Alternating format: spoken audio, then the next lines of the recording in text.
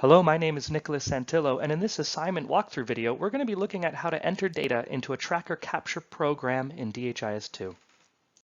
Okay, so let's take a look at how to enter data for tracker capture. So what we're going to want to do is pop over into our system. We're in the dev system here, and we're going to go into our tracker capture app. And we're going to be working with the tracker capture program we just created in the previous video, or a few videos before. And as you remember, we just connected it to our top level here.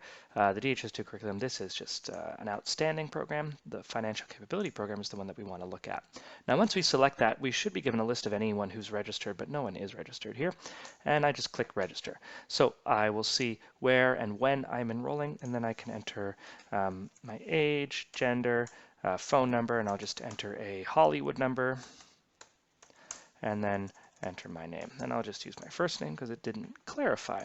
So I can save and continue, and I'll be taken into the actual data management area, or I can save and add new and register a new entity. But let's continue. So now here we are in our data entry screen, and we can see we have a few of these little boxes. There are more, they're called widgets, and I can show or hide widgets as I choose. If I just click here and then close, it should open all those up. But for now, I'm pretty good. I don't need anything else other than this, so I'm just going to look at this here.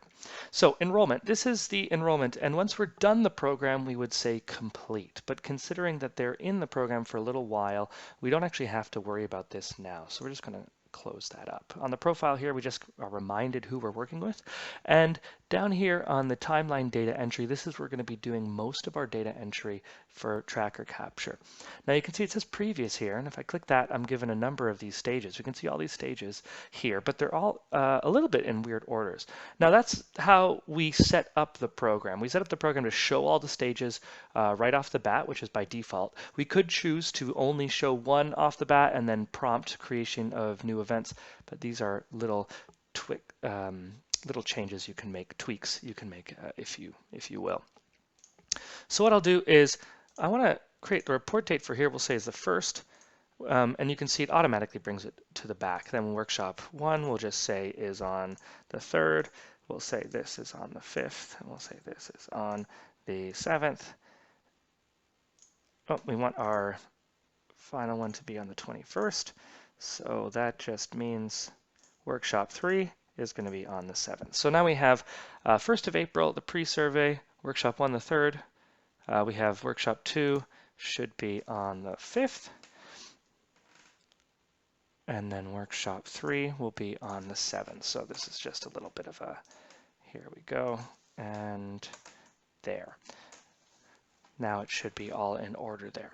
So how is this going to work? We just click on one. As you can see, I entered the report date. This is when this event is happening. Remember, because these are all stages, a stage is also an event, but the difference being that we're tracking an entity through the event. So this first event or stage is the pre-financial survey. We have the date, April 1st, and then we have only one data element that we've selected, which is the financial situation satisfaction. And we'll start by saying very dissatisfied, and then we complete this stage. Are you sure you want to complete the selected event? Now they call it an event. In the back of the system, it's considered a stage, but as I already said, it is an event as well. So we'll say complete. Then it'll remind us this is completed, and then we have workshop 1 is open. And the wording of this is probably wrong. It should say, did this student attend, as opposed to how many students attended. And that would be something we can fix in the back end. So for the sake of it, we'll say that we worded it correctly and complete. And as you can see, I just continue going through, and I can finish all of this here.